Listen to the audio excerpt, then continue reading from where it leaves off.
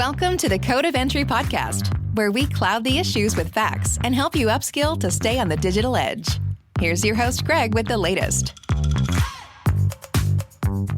Hey team, Greg here with the Code of Entry podcast, joined by Keri once again. So this week we have May the 4th coming up. So we wanted to do a May the 4th Be With You podcast. So maybe not as valuable and upskilling as normal, but we wanted to geek out just a little bit and talk, what else? Star Wars. By the way, it is Keri Fischer, aka Princess. Yep. So we couldn't miss the opportunity to talk about Star Wars.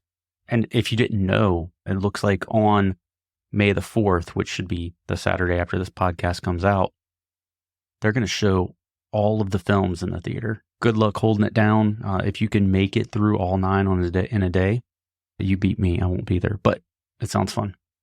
Does sound fun. All right. We went through and found some stuff to talk about, current news, technologies that we could relate back to Star Wars, or just rant on Star Wars for a minute and how it got some things right and wrong. So with no further ado, I will pitch it over to Princess.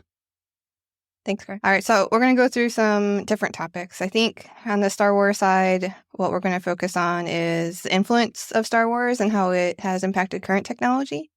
The part that I like to always look through are different facts or facts that you didn't know, knowing that Star Wars came out before I was born, before you were born, the first one. There's all kinds of things that happened that I just didn't know about. So whether it's top 100 facts, top 50 facts, the one I actually found out is that the first Star Wars actually almost caused a war. I know. So Not the Galactic Rebellion? no, not the Galactic Rebellion. I guess one of the good locations that they found to represent the desert for Tatooine was in the country of Tunisia. And they had put some of the things from the movie production out into this desert. And that happened to be right on the border of Libya, where Muammar Gaddafi actually saw what they had listed as a Jawa sandcrawler and thought he may or may not have military things positioned near his border. Just, holy crap, that's the biggest tank ever. Wave off, wave off. Yeah, this military vehicle was seen. And so instead of causing a massive international incident, George Lucas decided that, yes, he would move the sandcrawler somewhere else. But they did do the rest of the filming there, at least in Tunisia. Yeah, and to translate for the non-Star Wars people out there, Tatooine is the desert planet that you would have seen in the episodes with Anakin Skywalker or with Luke Skywalker. So I guess chronologically, Luke first, it was the desert planet where his family was moisture farmers. And old Ben Kenobi was the desert hermit. Okay, sorry. This is the whole point of geeking out in Star Wars topics. So I use that one more to branch into, okay, what are the things that have occurred thus far in technology based off things that may have just been an idea in Star Wars? One of them, let's just start with the name for the Star Wars project itself. Like post Star Wars and the different episodes that had been put into the movie theaters, then you get Ronald Reagan and his Star Wars project. Yeah, and I guess it wasn't originally named the Star Wars project, but it got dubbed that as people were ridiculing it. But it's funny because I think it was just far ahead of its time, right? At the time, hey, this mutually assured destruction thing might not work. It's like, all we're going to do is make the entire globe glow in the dark. So what we really need to do is show that your weapons of mass destruction, your ballistic missiles are irrelevant because we can shoot them down. So we started sinking money into that. And I guess we never really saw the benefits of that. But then fast forward to 2024 and Israel, with some U.S. assets, some of its Iron Dome, shoot down hundreds of missiles and drones at the same time. Thank you, President Reagan. Because if you look at that happening, that could have been World War III. If Israel gets looked at sideways, the only way they know to defend themselves, if you look at history, is to punch somebody in the face. It's escalation of force, but it's not, oh, you raised your voice to me, so now I'm going to raise my voice to you. It's, you raise my voice to me, I'm going to shoot my largest bomb at you, right? It's the extreme. So you get to shoot down all those things, and then there was this this very measured counterattack from Israel that was just probably to save face. But yeah, the Star Wars project, just even that capability existing started back then, and just to pay homage to how quickly that name caught on. What Reagan took over presidency, what year? 1980? It was I think they're Yeah, let's do it in January 81. Yeah, so this happened in mid 80s, right? And you're still back to where that film had come out and it wasn't quite a cult classic yet. So That's true. yeah, so good job, Star Wars, making an impact early. Yeah. There's a Netflix, like 6 or 7 episodes about the Cold War that you can watch. It's a good plug for that one. I liked it. It revisited all the history of Cold War from start to finish. Everything with Kennedy, everything with the Berlin Wall, all the way up to Putin, and everything recently when he's been president at least twice. And the resurgence twice of that for Cold whatever War. 5 or 6 terms, whatever it is, Yep. a lifetime. Yeah. Yeah. But it covers a lot of things related to the project as well. That's a Nice. plug. Yeah. All right. So second topic. Okay. Millennium Falcon. YT 1800, was that the model? We didn't rehearse this. I think it's like a YT. It's a YT. It's a Carillion freighter. I made a Lego one. Okay, I didn't do that, but I think it's a YT 1800. Okay. That's why it has the like 2 things in the front. It's meant to load cargo. Okay. Okay, sorry. What was the Millennium Falcon? Millennium Falcon. Any additional things technology-wise that could be added to it, subtracted to it to make it more realistic as of now? Okay, let's just assume that Star Wars was in the future and it wasn't a galaxy Far away. far away a long time ago, a galaxy far away. Okay. Let's just assume it was in our future because, you know, so much more advanced than us. Point number 1, Han Solo needed some additive manufacturing in his life, aka 3D printing. How many parts did that ship need that they probably could have made? You got Princess Leia, Keri, immediately calling it a bucket of bolts. And like them having to put bubble gum in the right place for the hyperdrive to work during the whole thing. Yes. Yeah, I think 3D printing could have been a big thing that we're just getting to in our military. We're finally getting there. Hey, instead of having this stock of parts that we think fail often, let's just allow you to make something that's good enough in an austere environment so you can still do operations while you order the one that will last 10,000 hours. Let's give you one that'll last 100 hours. Maybe it was just too old to have those parts be created in a 3D printer. Hey, it was never like that when Lando owned it. Okay. Okay. Han was just too interested in making the Kessel Run. And how many parsecs? 7, 9? I'm going real deep now. Sorry. 3D manufacturing. I think another topic we can go into from the Millennium Falcon too is just like, how bad were the comms? Dudes like wearing a headset that like looks like a truck driver, or one of the old like Nokia plug-in like cell phone headsets. Yeah. To talk. Coast is clear, kid. Blow this joint. Okay. Like that headset, the comms, it was like they were talking through a CB radio. So, not so good in the forward looking for that. Good on, hey, we need aliens, we need diversity, we need a whole bunch of spaceship designs, we need shields and lasers and the Force. They're not going to have a modern way to communicate, though. Nothing.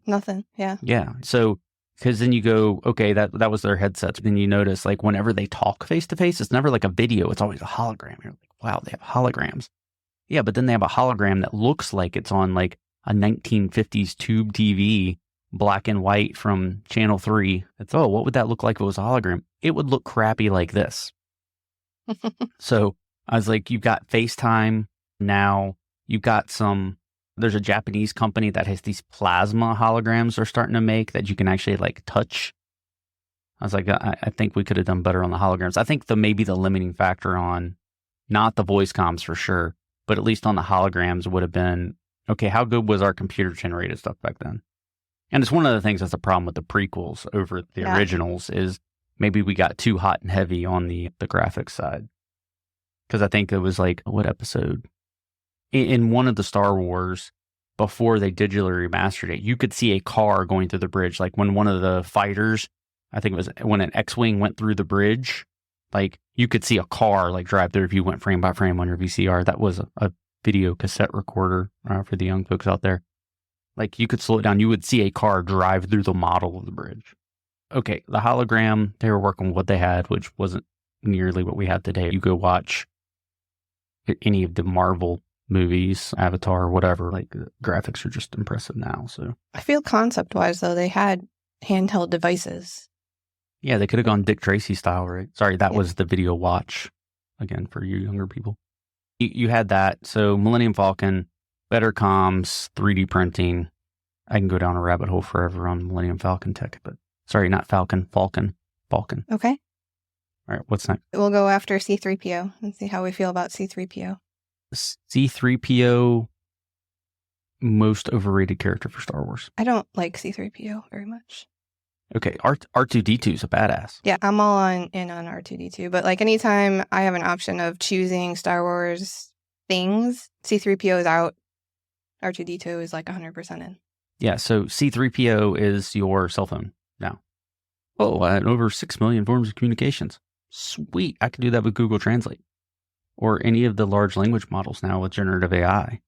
Or I can use Google to tell me all about the planet Naboo. Yeah, so I think 3PO has been completely replaced. Now, if we were to talk R2-D2, that's a different story. R2-D2 is like plotting these hyperspace jumps in his memory and like hacking into all these systems with technology we've never seen, repairing stuff we've never seen. And if there is a vermin in the galaxy, I think there's like a video clip of R2-D2 doing business, right? Like whether it's a little like rat or Jawa or whatever, he can take care of business. He's my favorite character. Oh, okay. I know. But that's because he got the Death Star plans to Obi-Wan for you. See? That's, yes. Apart from shocking things. Yeah, what is man, I'm such a Star Wars dork. The famous Jawa line. When he got shocked, yeah. Okay. Yes. All right, so you're at C-3PO would be out. Even with the Sith language thing based off like the last episodes? Nah. Like a hidden language that nobody knows? Yeah, cool. Let's build a model for that and learn it. Okay. They didn't have enough time. They never have enough time. All right. And he always tells you the odds. I never want to know the odds. Okay, Han Solo. Yes. All right. We'll go with the next one. Okay. C-3PO's out. R2-D2. Sustain. Yes. Holograms. We already talked about. Grainy. What would you think what should they have done differently from the hologram perspective? So I think resolution's one, right? But maybe the problem with the holograms was the technology they had available to render that. On the other side, I think it's the idea of their HoloNet, right? Like getting communications from one place to another over long distances. Something we didn't really see was how far were those holograms going. So they might have actually been ahead of their time if you start talking like quantum entanglement and like instantaneous transmission from one corner of the galaxy to the other. Who knows? Maybe that's why it's so grainy, because the entangled qubits from point A to point B allow lower resolution. So while I'm sitting here like dogging the resolution, maybe it's because it went from one edge of the galaxy to another instantaneously. Far, far away. Yeah. Instead of if they had waited however many days, hours, years, whatever, for the communications to bump satellite to satellite and make it a more traditional route. So maybe give them some credit of instantaneous communication across the galaxy. Maybe there was a constraint there that we don't know about. Or maybe they just didn't think about it and they were just like, yeah, we're not worried about that. Probably the latter. Probably, yeah. Probably the latter. But we can make up a reason that it needed to be that way. Okay. Getting into maybe some of the weapons that they had. We'll get into some of the types of vehicles that they had. So first one we'll go into is types of weapons and laser weapons.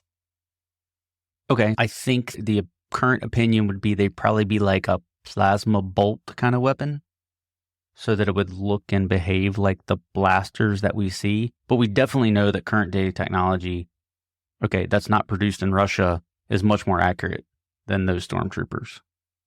I was going to say. Bless their hearts. How is it possible? Yeah. Bless their hearts, because anything that at least is precisely manufactured. So if you've ever shot an AK-47, yeah, your shot group's going to be horrible. You're going to have rounds hitting like in an area this big because it kicks bad. They're not precisely manufactured. They're meant to like fire in any condition, which you can see would be a good thing. Whereas weapons that are more precisely manufactured, your shot group is that big and it's more repeatable. So I think they missed the mark on how accurate the weapons could be, considering that they all had the scope sight on them and stuff. So plasma versus laser, because the laser light you probably wouldn't be able to see. And if you could, they're always red for the enemy. Yep. And red is a lower volatility wavelength of light, so it probably wouldn't hurt as bad. So the rebels would always win because theirs were blue. So it's, think Roy G. Biv So the blue is a much more intense wavelength. So they'd be killing it. But say that it was plasma bolts, okay, then it would get you to like lightsabers. And I guess lightsabers, if you were to turn on a really powerful flashlight, it goes forever, right? There have been some, and the Air Force actually contracted one. There have been like these torches, and there's some pretty cool videos online where there's like these welding torches, plasma torches that are like this long. And if you're watching the video, that doesn't help, 2 or 3 feet long. That's pretty cool when you can melt through stuff. It's supposed to be super hot. So now I don't know if someone tried to like sword fight with them, if they would deflect each other. I'm not going to test that out. I was going to ask.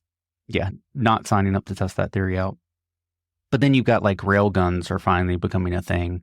You've got the Navy putting rail gun into production, and the rail guns use the force. It's electromagnetic force, but use the force to projectile very, very quickly. I think that would be like equivalent to a Star Destroyer turbo laser or something. Okay. What other laser weapons? So we're putting lasers.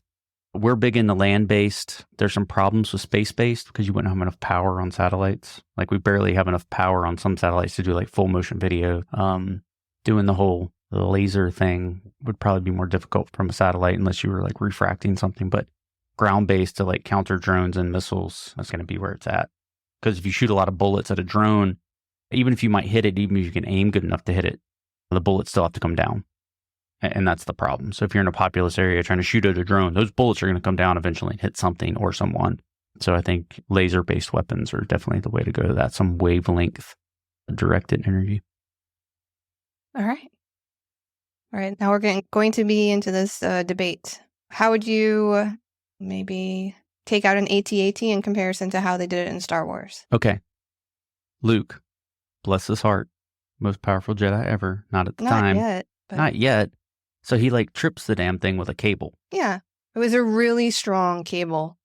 I'm just saying that if the Galactic Empire had an M1A1 or M1A2 tank, Luke wouldn't have survived to fight the ice monster and pull his lightsaber out and sleep in the middle of whatever the hell that goat thing was. It was like the horse goat thing, a tauntaun, I think. Something like, yeah. Yeah, so he wouldn't have survived to get that far. Like Han wouldn't have come and saved him from freezing because the tank would have slayed him.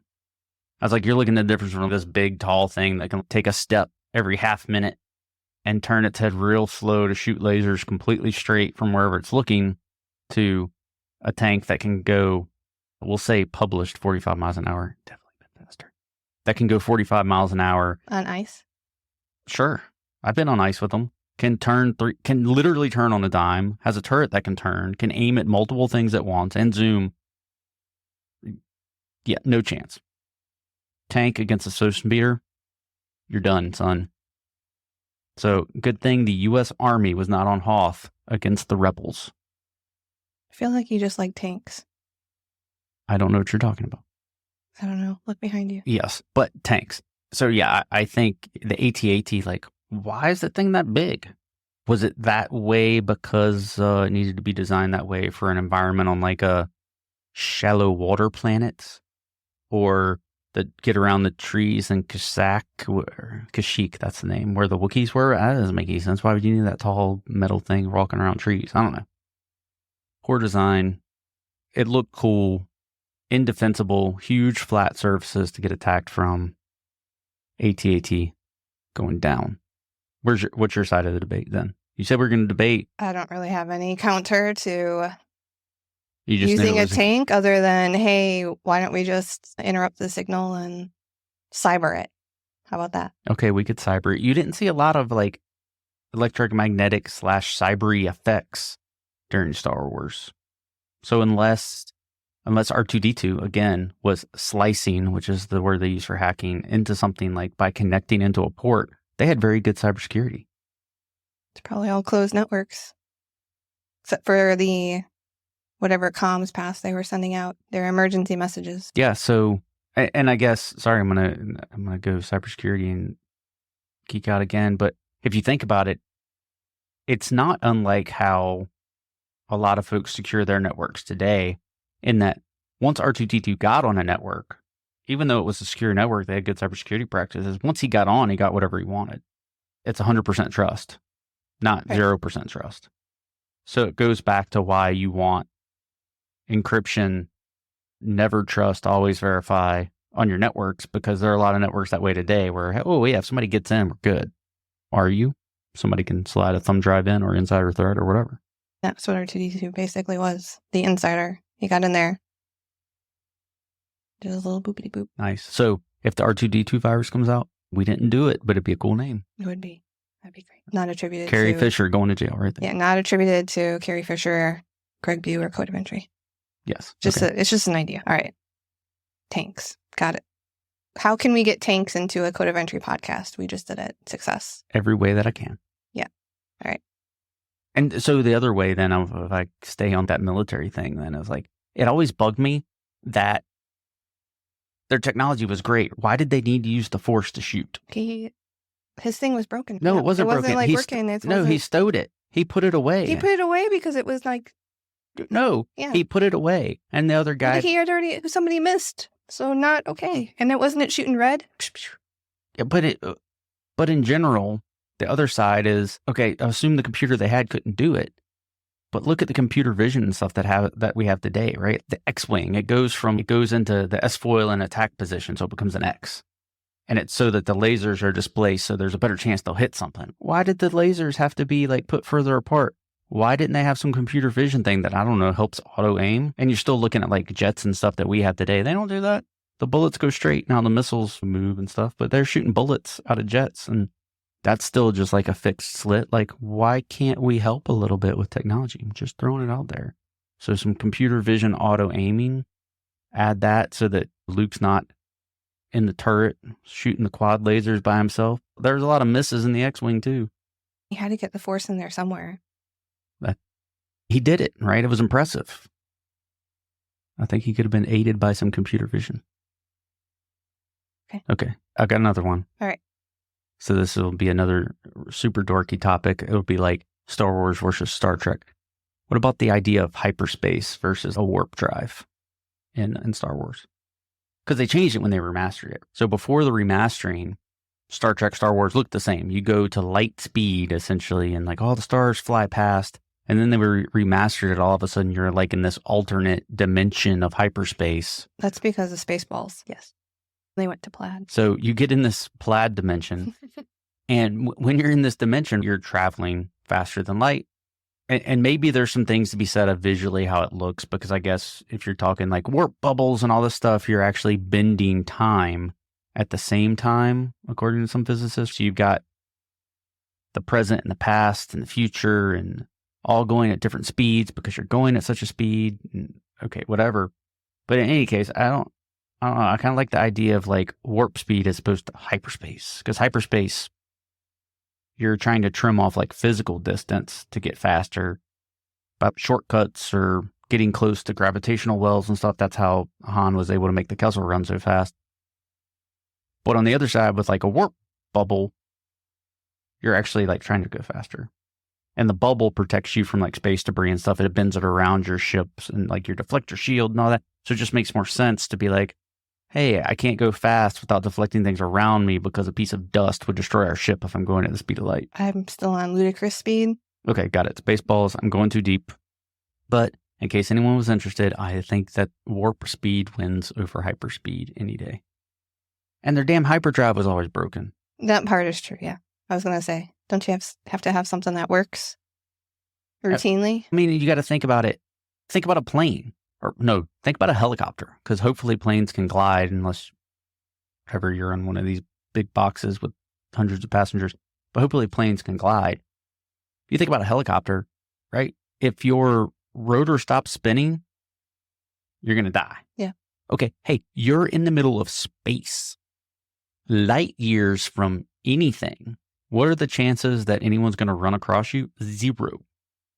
Like too many decimal points to be relevant, right? 0. So what are the odds that you're going to have this thing that makes it so you can actually travel from point A to point B, and it's going to be so unreliable that yours always goes out? Oh, it's a piece of junk, right? And then there's only going to be one?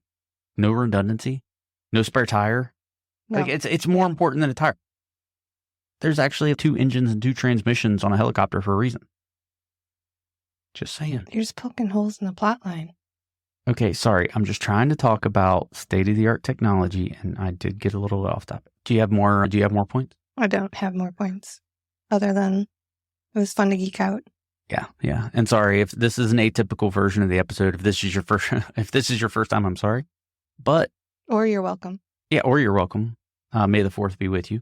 But we did get to talk about Reagan kind of having this idea that got dubbed the Star Wars project and how it was ahead of his time. And the idea was that instead of mutually assured destruction, you were going to be able to assure that you could destroy other people's missiles. And if you fast forward, that's basically what Israeli forces just proved when they were attacked by Iran here recently. So good deal. Also, when we were in Iraq, we'd always there'd be mortars and rockets, and hopefully they got shot down, not all the time, but I think the number scale there was much, much lower than what you just saw in Israel. We talked a little bit about 3D manufacturing. It's actually very productive in the real world.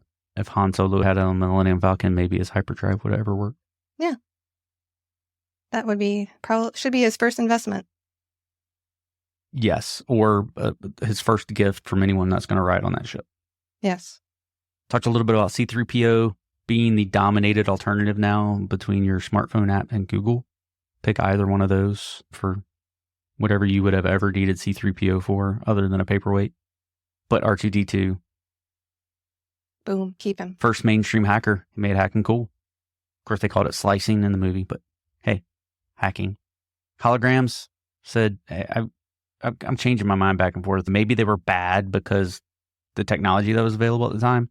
Maybe they thought if there were holograms that it would just be grainy, or that's what they expected TV to be back then forever. But on the other side, if they were using some quantum entanglement situation to move things instantaneously from one side of the galaxy to another, maybe it has that effect on the quality. We don't know yet. We're not there. So that would be a good in the future kind of debate. And then there's probably physicists out there that's, no, you got it all wrong. We'd love to hear from you because we're just conjecturing. I don't know. All right, what else? Voice comms. Yes, the voice comms, they should have been much, much better.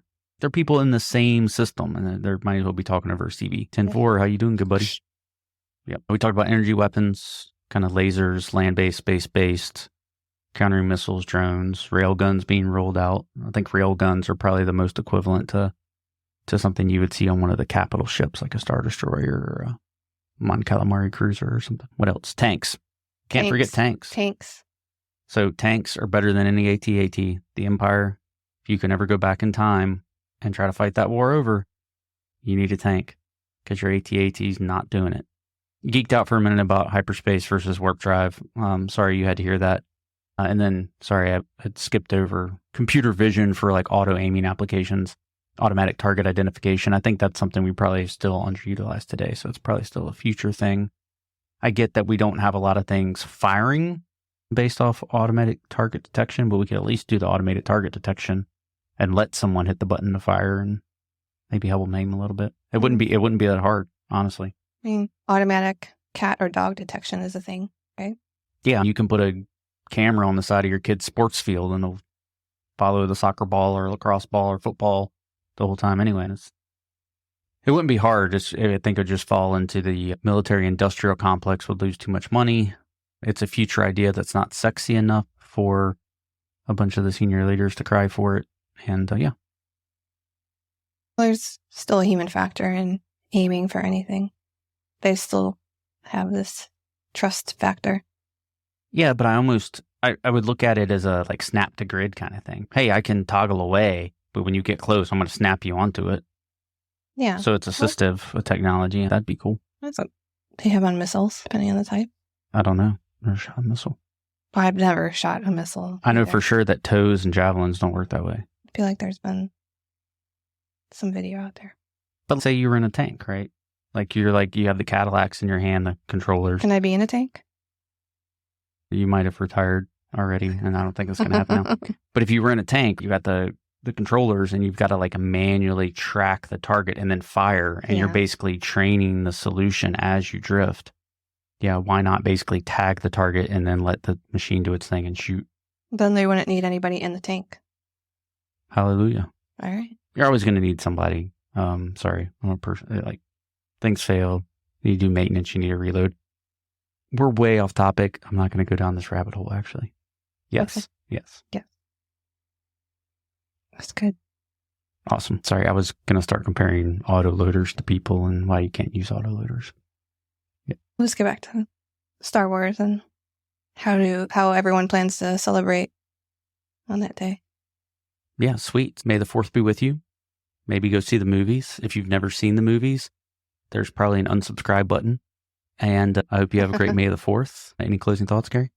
There's all kinds of things that are out there if you're interested in virtual 5Ks, 10Ks. They have all these different virtual ones where you can get a medal that is whatever the is. For this year, it's Yoda.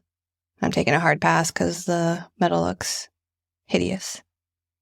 But in previous years, it's been like Wookiee one and then R2-D2, and they're a lot of fun. You can go outside and do some stuff. You can go to the theater and watch the movies, the OGs, instead of on your TV at home via Disney Plus. Yeah, episodes 4, 5, and 6 in the theater. You don't get that opportunity much. Yeah, and then on Pinterest and a couple other things, they have like different charcuterie boards you can make that are Star Wars themed. I won't make one, but I'll be happy to consume one. Yeah. As long as there's no like blue milk or something. No blue milk. Just you can make like cheese into different things. Okay. Yeah. Awesome. Hey, thanks for joining us. We'll be back next week with another Code of Entry podcast. Until then, may the 4th be with you. Thanks for listening. Find us on social media at Code of Entry and online at codeofentry.com. Check back for new episodes or join the team by signing up for notifications. Until next time, keep hustling.